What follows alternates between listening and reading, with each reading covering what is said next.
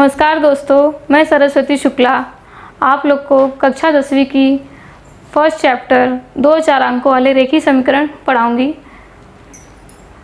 2-4 अंकों वाले रेखीय समीकरण, सबसे पहले हमें उसकी परिभाषा पता होना चाहिए। 2-4 अंकों वाले रेखीय समीकरण, जिन समीकरण में 2-4 अंकों का उपयोग किया जाता है तथा जिन 4 अंकों का घात 1 होता है उसे 2-4 अंकों वाले रेखीय समीकरण कहते हैं। और इसका सामान्य रूप ax plus by plus c is equals to 0 होता है। इसमें ax, by और c, इसमें x, y क्या है? 2-4 अंक है। आप x, y की जगह पे m तथा n का भी उपयोग कर सकते हो। एनी अल्फ़ाबेट, कोई भी अल्फ़ाबेट का उपयोग 4 अंकों के रूप में हम कर सकते हैं।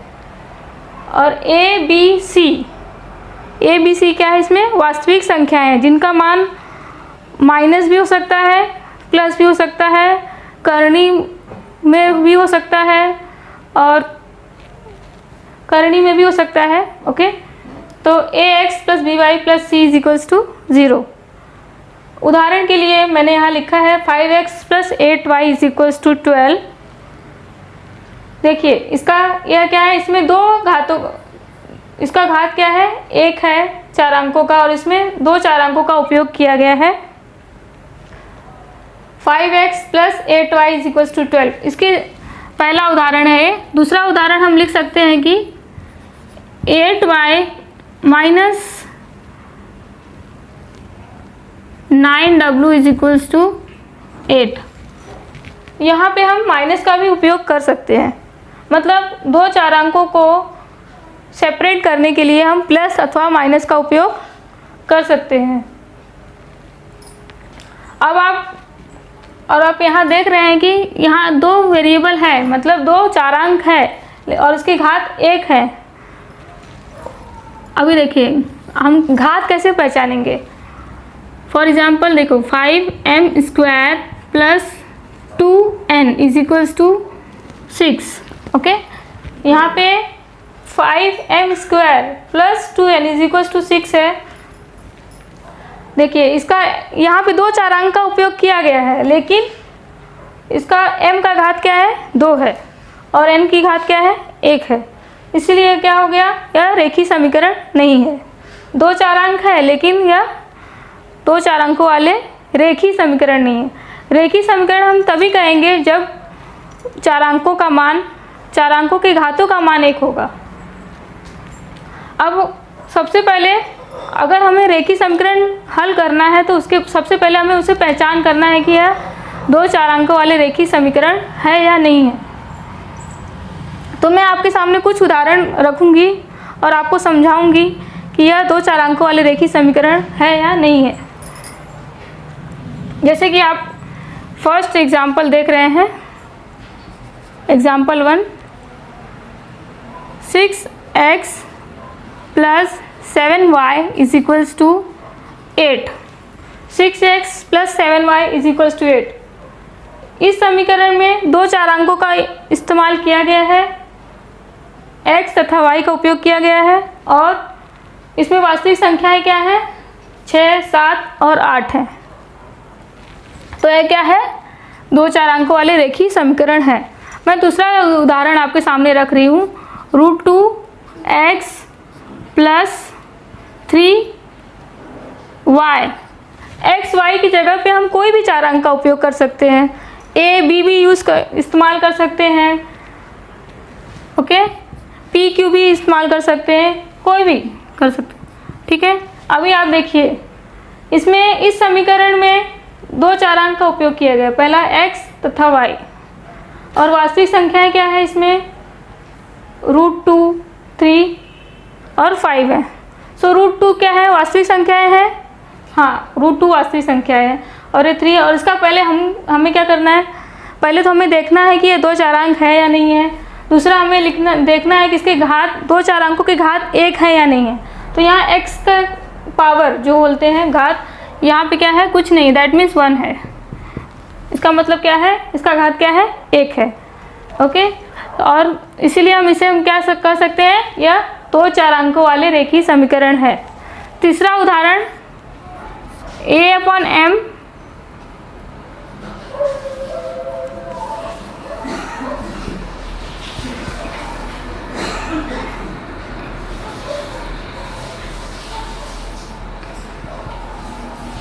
यहाँ पे देखिए 9m plus 1/n is equals to 7।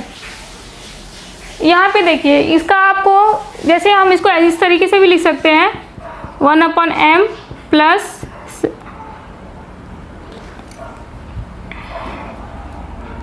1/n is equals to 7। यहाँ पे आप देख रहे हैं 1/m, 1m का घात यहाँ पे क्या होगा, -1 होगा, और n का घात क्या होगा, -1 होगा। सो ये -1 क्या है, घात है, और हमको घात क्या होना चाहिए उसका, -1 नहीं होना चाहिए, क्या होना चाहिए, 1 होना चाहिए। इसीलिए ये क्या है, रेखीय समीकरण नहीं है। यदि हम इसका मान 1/m का मान x रख दें तथा 1/n का मान y रख दें, 1/m का मान x रख दिया जाए और 1/n का मान y रख दिया जाए, तो यह समीकरण किस तरीके का बन जाएगा, 9x plus y is equals to 7। अब देखिए यह रेखीय समीकरण है या नहीं है। इस समीकरण में 2 चरांकों का उपयोग किया गया है और इसका घात क्या है, 1 है, और जो वास्तविक संख्याएं हैं 9 A B C क्या है, वास्तविक संख्याएं हैं। इस प्रकार हम सबसे पहले देखेंगे कि यह संख्याएं वास्तविक है या नहीं है, और जो चरांक उपयोग में लाया गया है वह उसका घात 1 है या नहीं है।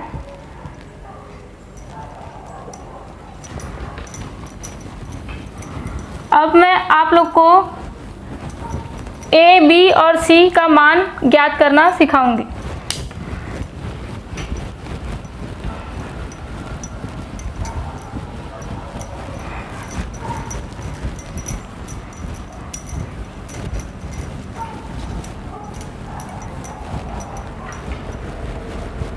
जैसे कि आप जानते हैं कि 2 चरांकों वाले रेखीय समीकरण का सामान्य रूप कैसे होता है, ax by प्लस c होता है।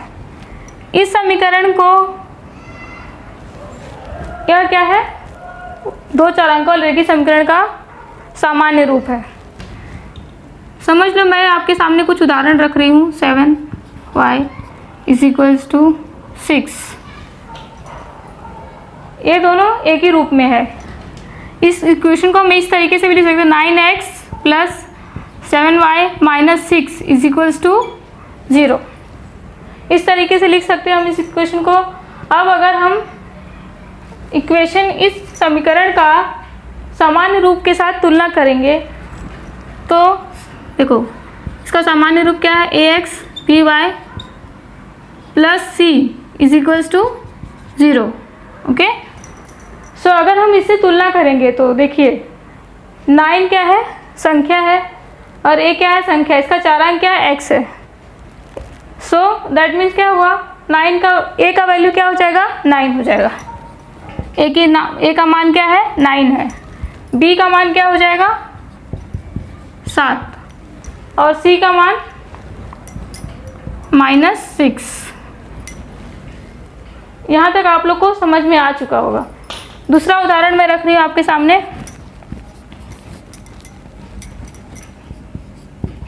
√5x plus 7y is equals to 9।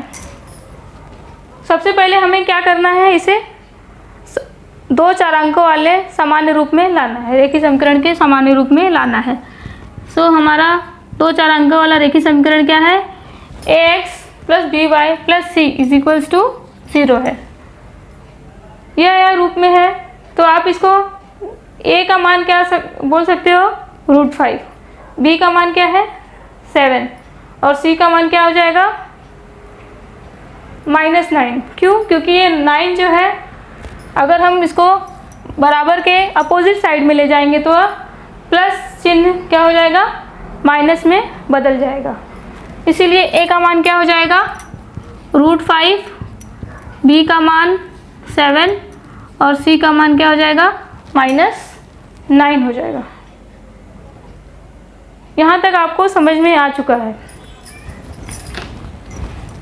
अब हम आगे 2 4 अंकों वाले रेखीय समीकरण को हल करना सिखाएंगे।